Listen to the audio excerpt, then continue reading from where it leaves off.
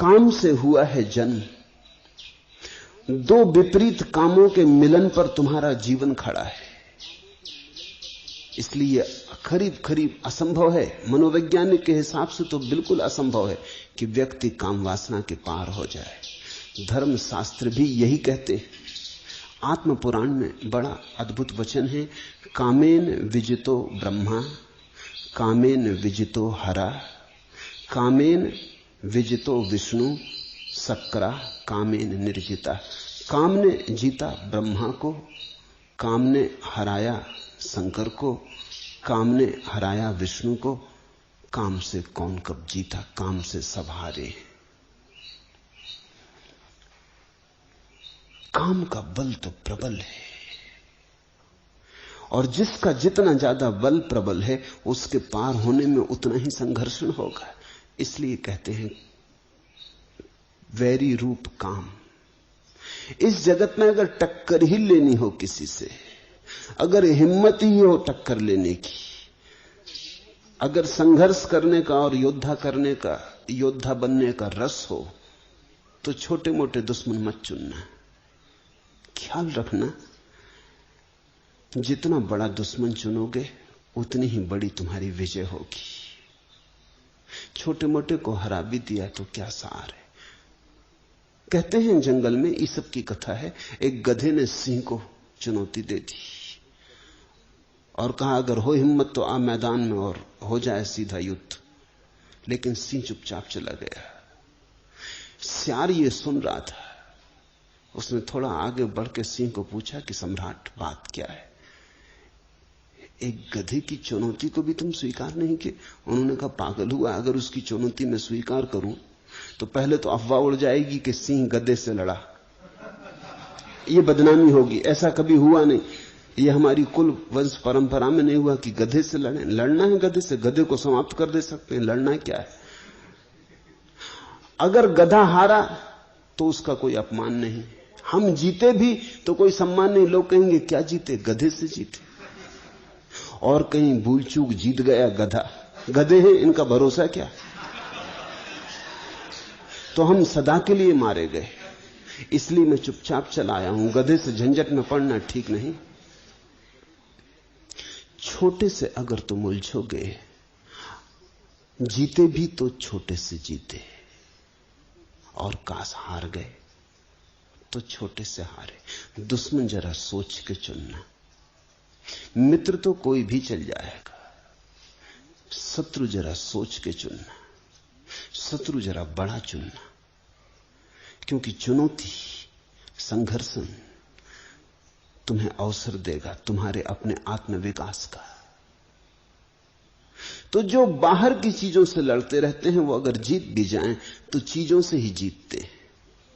सिकंदर हो कि तैमूर लंग हो कि नादिर शाह हो कि नेपोलियन हो, फैला लें विस्तार सारे जगत पर अपना, तो भी वस्तुओं पर ही विस्तार फैलता है। इसलिए इस देश में हमने उनको सम्मान दिया जिन्होंने अपने को जीता। सबको भी जिन्होंने जीता उन्हें भी हमने वैसा आदर नहीं दिया।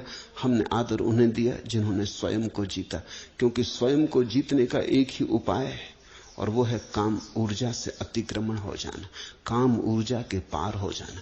काम ऊर्जा के पार होने का अर्थ है अपने जन्म से मुक्त हो जाना, अपने जीवन से मुक्त हो जाना, अपनी मृत्यु से मुक्त हो जाना।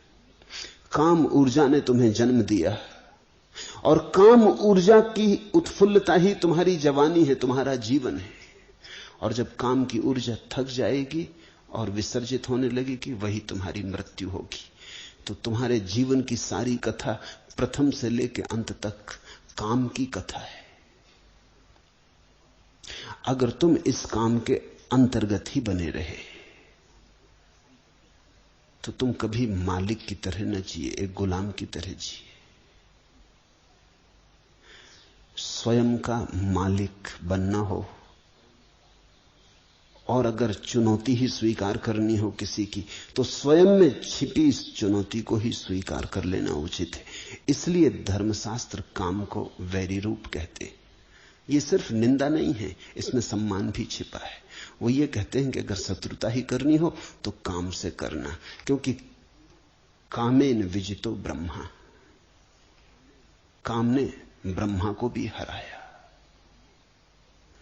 कामेन विजितो हरा, काम ने महादेव को भी हराया। तो अब अगर लड़ने योग्य कोई है तो काम ही है। जिससे देवता भी हार गए हों, उसको ही जीतने में मनुष्य के भीतर छिपा हुआ फूल खिलेगा।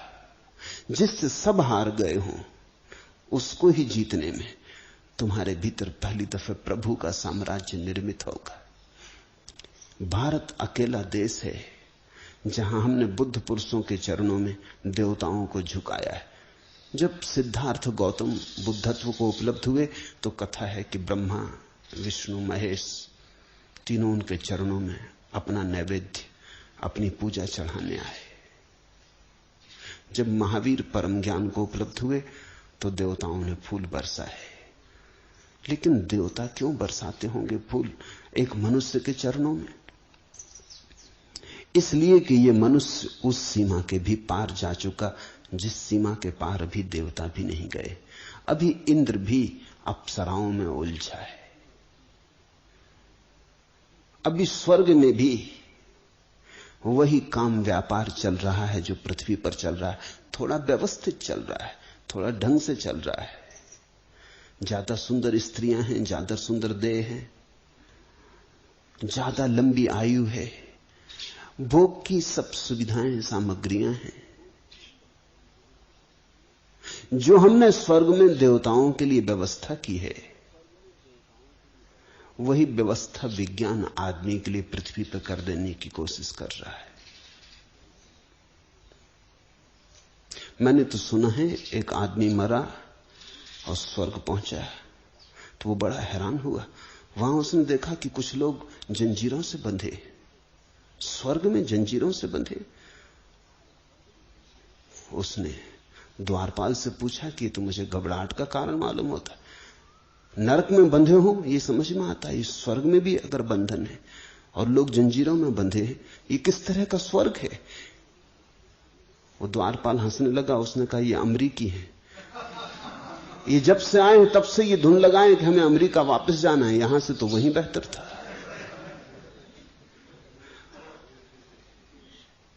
विज्ञान कोशिश कर रहा है कि स्वर्ग को जमीन पर घसीट लाए, लेकिन जमीन पे विज्ञान स्वर्ग ले आए तो भी कोई फर्क नहीं पड़ता।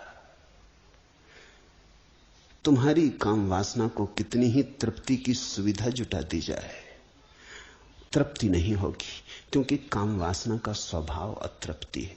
जो मिल जाता है उससे ही अतृप्ति हो जाती है, जो नहीं मिला उसी में रस होता है। काम के स्वभाव को समझो, यही उसका बंधन है, यही उसका वैरी रूप। जो मिल जाता है वही व्यर्थ हो जाता है। जिस स्त्री को तुम चाहते थे मिल गई, जिस पुरुष को तुमने चाहा मिल गया, बस तत्क्षण तुम किसी और की चाह में लग गए। बायरन अंग्रेजी का कवि हुआ, उसका अनेक स्त्रियों से संबंध था, सुंदर पुरुष था, प्रतिभाशाली पुरुष था, और महीने दो महीने से ज्यादा उसका संबंध नहीं चलता था।